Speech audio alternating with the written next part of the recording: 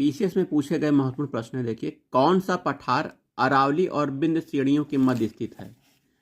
तो मालवा का पठार अरावली और विंध्य श्रेणियों के मध्य स्थित है, याद रखिएगा। अरावली और विंध्य श्रेणियां मैप में देख लीजिए।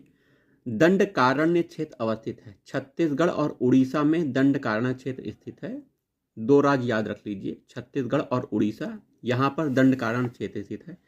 दंडकारण्य भारत के मध्यवर्ती भाग में स्थित है। यह मुख्यतः उड़ीसा, छत्तीसगढ़, तेलंगाना, महाराष्ट्र, आंध्र प्रदेश में फैला हुआ है।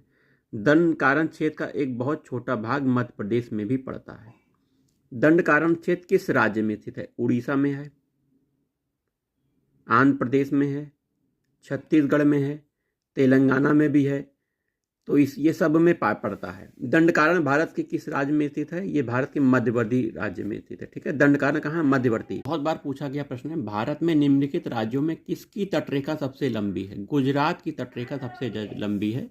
गुजरात की तटरेखा 1214 किलोमीटर है। उसके बाद महाराष्ट्र की तटरेखा 652 किलोमीटर है।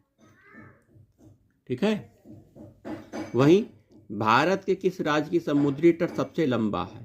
तो ये गुजरात है। देखिए कितनी बार पूछा गया क्वेश्चन है, कई बार पीसीएस में पूछा गया क्वेश्चन है। अगला प्रश्न है, निम्नलिखित में से भारत का कौन सा राज्य सर्वाधिक लंबी तटरेखा वाला है? वही है गुजरात। ठीक है, भारत में कितने राज्य तटरेखा से लगे हुए हैं? तो 9 राज्य तटरेखा से लगे हुए हैं, याद रखिएगा। 9 राज्य हैं तटरेखा से लगे हुए हैं। प्राचीन भारतीय ऐतिहासिक भूगोल में रत्नाकर नाम सूचक था। तो रत्नाकर हिंद महासागर के लिए सूचक था, कि आईएएस में पूछा गया प्रश्न है। रत्नाकर मतलब ज्वेल ऑफ माइंस, हिंद महासागर को कहा जाता था। वहीं अगला प्रश्न है, सर्वाधिक तटीय अपरदन होता है? तटीय अपरदन लहरों द्वारा होता है। सर्वाधिक तटीय अपरदन में समुद्री लहरें, ज्वार भाटा, धाराओं, सुनामी लहरों, मानवीय क्रिया आदि की प्रमुख भूमिका होती है। सर्वाधिक तटीय अपरदन लहरों के द्वारा होता है। कितने द्वीप हैं? तो लक्षद्वीप में 36 द्वीप हैं, याद रखिएगा। 36 द्वीप।